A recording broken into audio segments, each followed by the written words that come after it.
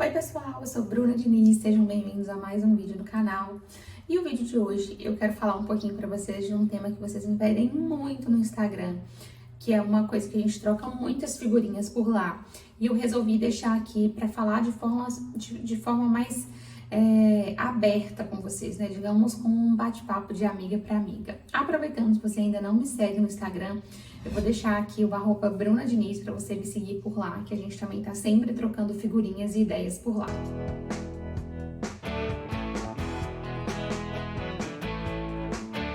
Então, no vídeo de hoje eu separei para vocês um pouquinho pra gente falar como um bate-papo mesmo sobre rotina e sono infantil. Todos vocês já sabem, né? Eu tô aí no processo com o Rodriguinho, que já tá com 1 ano e 5 meses, e estou grávida da Maria.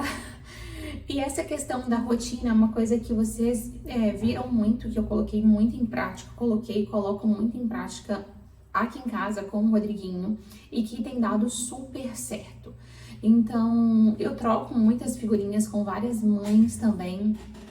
E muitas de vocês têm muita dúvida sobre esse tema e hoje a gente vai esclarecer um pouquinho mais a fundo sobre isso. Bom, acho que o primeiro pilar que todas as mães ficam realmente com muita dúvida na hora é como fazer com que a criança tenha uma boa noite de sono, né? Como que a criança realmente, a gente pode inserir essa rotina positiva de sono no bebê ou na criança.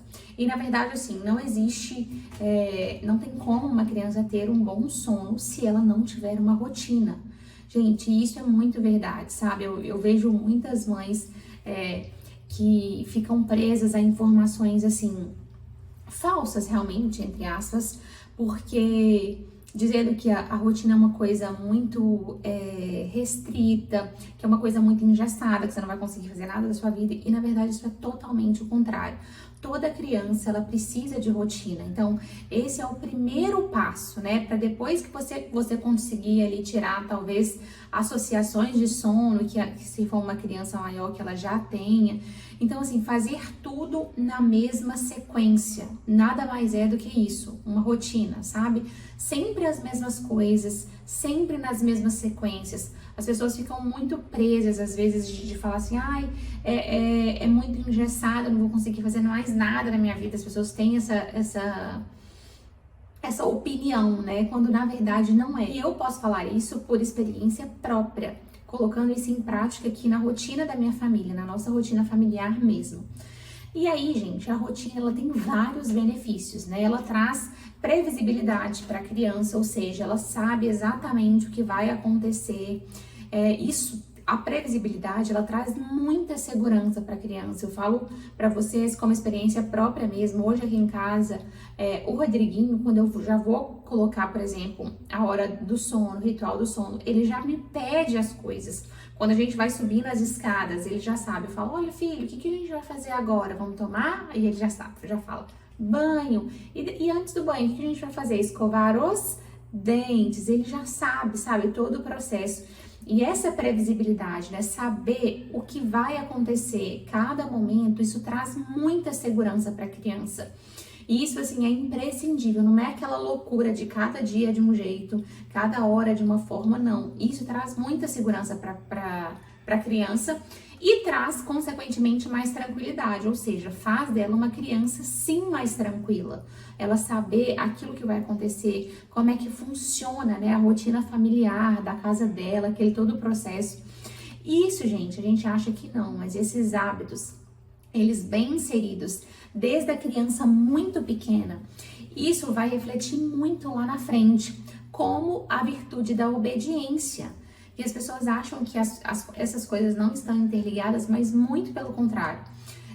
Consequentemente, colocando esses hábitos em prática, você vai conseguir levar facilmente que essa criança te obedeça lá na frente, quando ela precisar de te obedecer.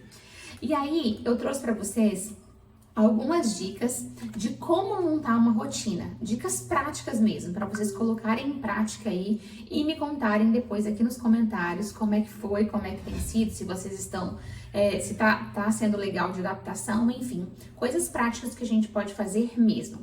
Primeira coisa de tudo, observar o filho e anotar. Eu falo que, gente, isso é o principal de todos. Uma mãe atenta, ela consegue levar com muita facilidade todas as necessidades do bebê, seja ele muito pequenininho ou seja ele numa fase maior. Então, assim, quando os bebês estão em desenvolvimento, né? Tem vezes que o bebê chega a fazer 4, 5 sonecas por dia. Então, assim, é ideal você ver aquela janela de sono, que é o intervalo que o bebê consegue ficar acordado. E isso, assim, para cada idade do bebê, tem uma janela de sono própria.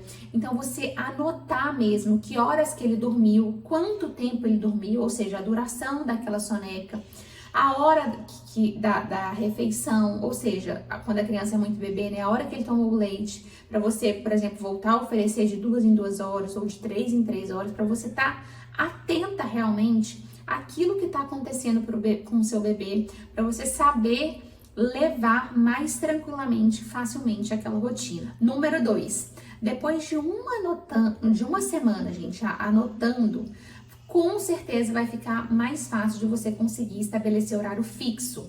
Então, assim, às vezes as pessoas acham que a rotina é estabelecer horário fixo logo de cara, mas não. A primeira coisa que você precisa de fazer é observar realmente, como eu falei, fazer essas anotações que são muito importantes. Eu lembro que na época do Rodriguinho, muito pequenininho, quando ele fazia mais sonecas assim, eu sempre tinha anotado. Aí, com o passar do tempo, quando você vai pegando a prática do negócio, você meio que consegue decorar. Olha, mamou tal hora ele vai mamar de novo. Por quê? Porque você vai começar a perceber as atitudes daquele bebê. Quando ele começar a ficar um pouquinho mais irritado, um pouquinho mais enjoado, você vai perceber ou ele já tá com sono, porque a janela de sono dele já venceu, ou ele já tá na hora dele mamar de novo, ou seja, ele já tá sentindo fome, então por isso ele tá mais enjoadinho. Isso, querendo ou não, traz uma tranquilidade, uma paz, uma serenidade para a família que vocês não têm ideia. Tanto para a família, para a mãe principalmente a mãe de primeira viagem, que foi o meu caso, no caso com o Rodriguinho, né? Como também pro próprio bebê. Ele vai saber, olha, tem uma mãe, ele vai sentir isso, né? Óbvio que ele não entende ainda, mas ele já começa a sentir, olha, tem uma pessoa atenta aqui a mim. Quando eu tô com fome, ela me dá de comer. Quando eu tô com sono, ela me leva para dormir. Então, assim, é você estar realmente atento e observar. Então, depois de uma semana anotando isso, vai ficar mais fácil, aí sim, para você estabelecer horários fixos naquelas sequências ali. O terceiro passo é o horário de acordar. Então, assim, pode ter uma variação ali de até 30 minutos, tudo bem, mas você já vai começar a ter uma noção de quando o seu bebê acorda, até para você fazer alguma coisa antes dele acordar mesmo. Aqui em casa eu sempre tenho essa prática de acordar um pouco antes dele. Óbvio que a criança não é um robô, né? Então, assim, ele não tá programado para acordar hora tal, sempre. Mas você vai ver ali, observando aquele bebê, ele vai ter ali um padrão. Então, assim, teoricamente, ele vai começar a acordar sempre nos mesmos horários, você já vai ter uma noção da previsibilidade ali daquele dia. Outra coisa também é ter sempre o horário de dormir, o mesmo horário de dormir. Aqui em casa, Rodriguinho sempre dorme às 8 horas. E, gente, isso é imprescindível. Uma criança, antes dos 3 anos, não é legal que ela passe desse horário.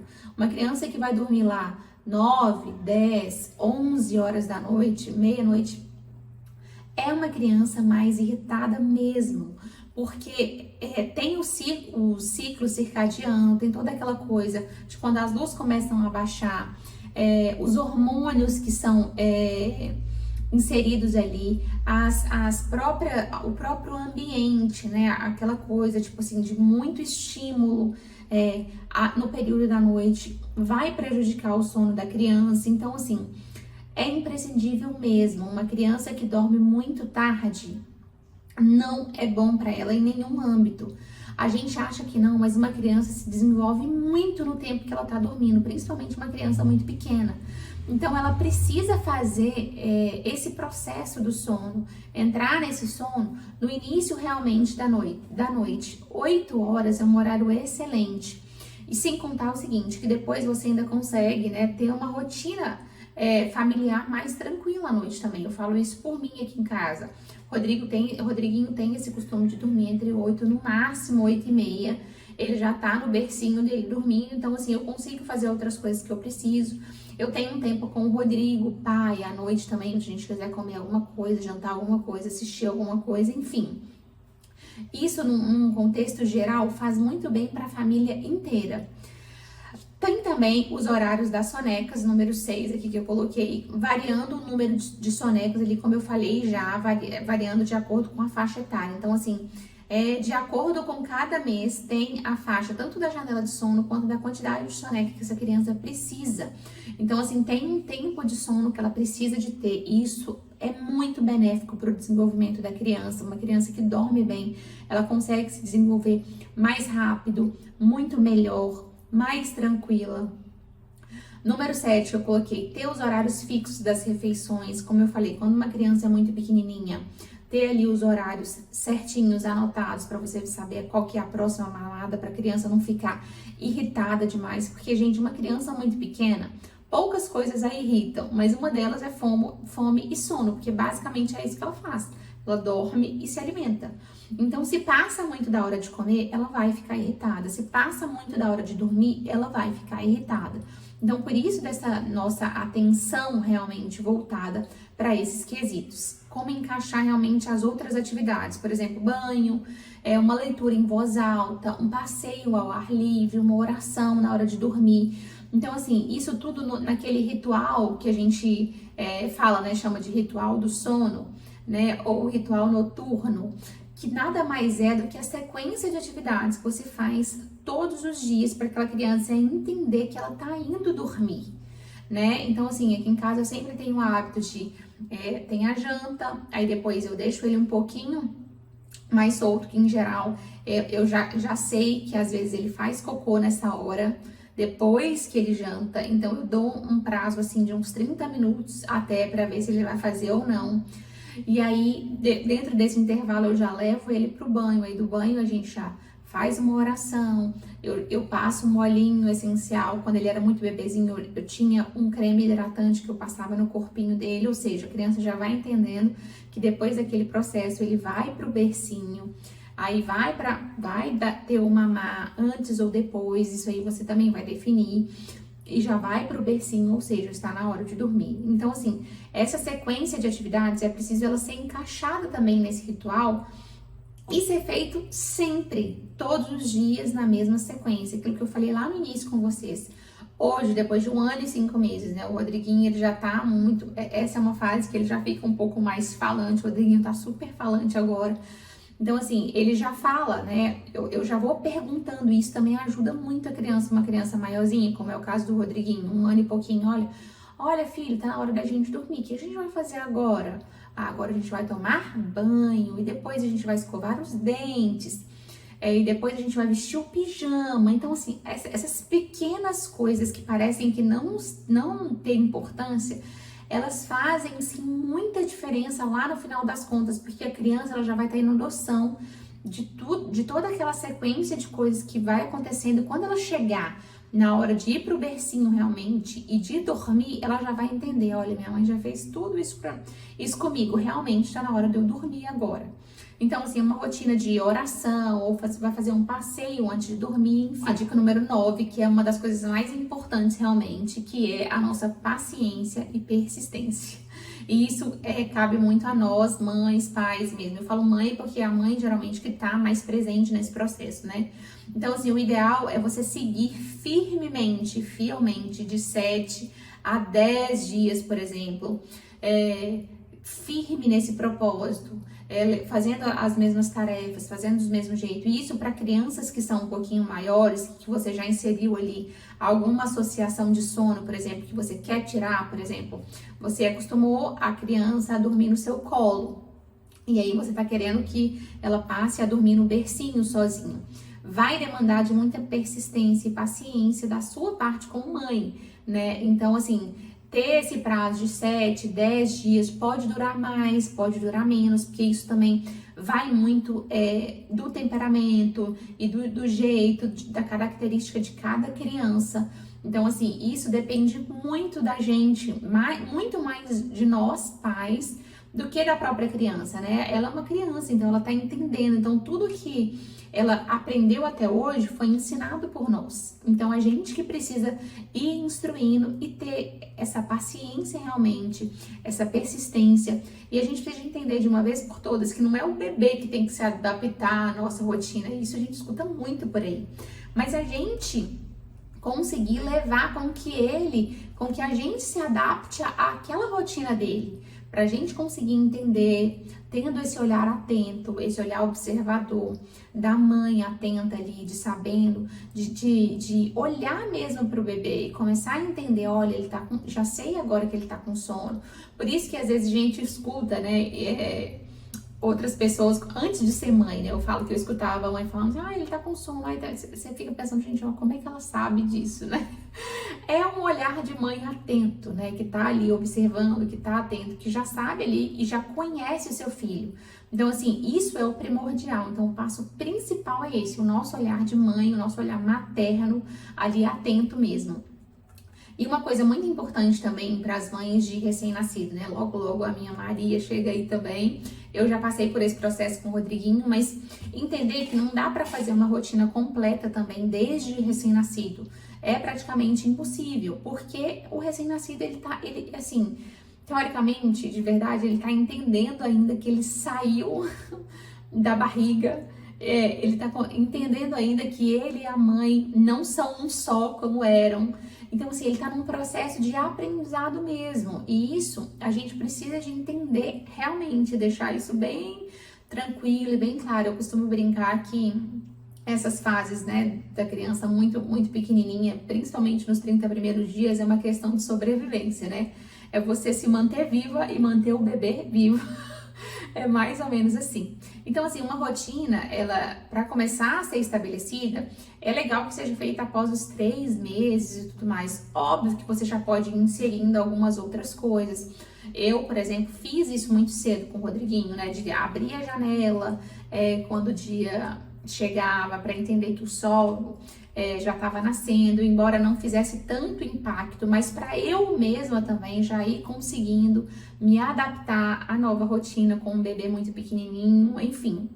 Mas, e aí, não dá para você estabelecer uma rotina completa, como eu falei, mas alguns pontos, eles podem ser fixos no recém-nascido, né? E foi isso que eu fiz na época do Rodriguinho. Tem essa coisa da janela, o banho no início da noite, eu sempre deixava para dar o banhozinho nele à noite, quando eu ia dormir, fazia o ritual noturno, né, que era o creminho que eu falei que eu passava nele, ter um horário fixo para o sono noturno dele também, embora assim ele ainda esteja aprendendo, isso ajuda muito, né, a nossa prática ali de mãe também, da gente saber como é que vai entendendo, já começando a tentar criar, né, essa rotina mesmo, que se tornará mais completa após os 3 meses, né? Então, assim, é imprescindível, gente, mesmo assim, que a criança ela tenha uma rotina diária, principalmente essa rotina do sono, como a gente falou aqui. Como a gente falou lá no início, eu repito porque é muito importante, a previsibilidade ela traz muita segurança para a criança, ou seja, ela precisa de saber, de entender como é que vai ser o dia dela, né? Como é que funciona? Então, tanto as atividades que ela faz, quanto os horários daquelas atividades, para ela se sentir segura ali naquele ambiente, naquele lar, com a mãe mesmo, sabe? E a mãe passa essa tranquilidade para a criança. Aqui em casa, por exemplo, assim, hoje, desde o Rodrigo muito novinho, eu já quis inserir essa rotina.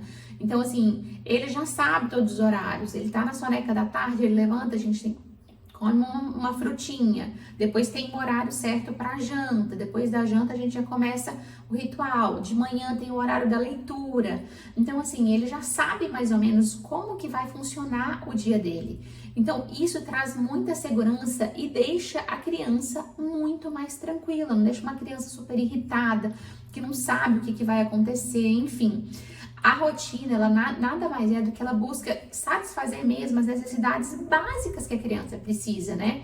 E a gente tem que entender que quando essas necessidades muito, muito básicas, elas são supridas, não tem por que uma criança ter uma crise, sabe? Assim, óbvio que Toda criança tem ali os momentos de birra e tudo mais, mas assim, é muito mais fácil de você conseguir instruir, né, de remanejar aquela situação, de entender aquela situação, porque uma criança que ela sabe de tudo, que ela tem essa previsibilidade, que ela tem essa segurança, a criança nitidamente fica mais satisfeita. Eu falo isso mais uma vez por experiência própria, porque eu vejo muito isso no Rodriguinho, né? E sem contar que o mais importante de tudo, né? A gente já caminha para o final, né? Que uma criança satisfeita, uma criança segura ali, a gente tem como resultado uma criança experimentada nas virtudes mesmo. Então, a virtude da ordem, a virtude da obediência, elas são consolidadas primeiramente através desse comportamento, dessa previsibilidade, dessa segurança. Então, uma casa, ela entende que ali naquela casa tem uma ordem. Tem uma ordem com que as coisas acontecem, tem uma ordem para que as coisas sejam feitas, tem uma ordem para que as coisas sejam concluídas. E querendo ou não, você consegue já ir experimentando na criança essa virtude, uma virtude da ordem, que é a rotina, ela traz essa ordem, né, pra gente. E, consequentemente, a virtude da obediência, porque a criança, ela vai se sentir mais segura. Tendo essa segurança ali, ela vai querer obedecer. E é isso que a gente tem que buscar realmente nos nossos filhos, né? Não é aquela coisa de carrasca que a criança é obrigada, não, você precisa. Não, é fazer a criança querer obedecer. Eu acho que esse é o principal. E isso tudo começa muito cedo, muitas pessoas não se dão conta disso. Começa muito cedo, ali na rotina, no sono e na alimentação, né? Que são os princípios básicos ali, que são os primeiros meses, os primeiros dias de vida da criança. Eu espero que vocês tenham gostado, espero que esse conteúdo tenha ajudado vocês de qualquer forma. Deixe aqui pra mim nos comentários se você já tem uma rotina por aí, se esse conteúdo te ajudou de alguma forma, se você vai querer mudar alguma coisa, adaptar alguma coisa na sua casa. Eu vou adorar saber. Inclusive, se tem algum conteúdo que vocês querem ver mais por aqui, deixa aqui pra mim nos comentários, tá bom? Um beijo, fiquem com Deus e até o próximo vídeo. Tchau!